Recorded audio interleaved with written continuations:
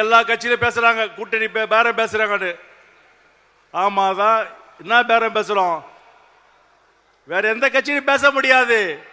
பேசுறதுக்கு ஒரே கட்சி தேமுதிக தான், வேற யாருமே கிடையாது. இன்னைக்கு பாத்தீங்கன்னாக்கா 10 வருஷம் கழிச்சு மாநாடு நடத்துறோம். நம்ம ஒரு சர்வே ரிப்போர்ட் வந்திருக்கு. இப்போ 10 லட்சம் தொண்டர்கள் இந்த மாநாட்டில் கலந்துருக்காங்க இன்னைக்கு. அப்ப நான் ஏன் பேரம் பேசக்கூடாது?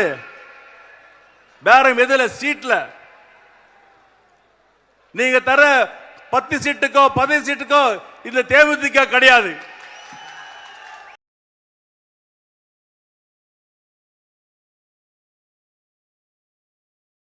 வெற்றி பெறும், அந்த கூட்டணி தான் வெற்றி பெறும், ஆட்சிக்கு வரும்.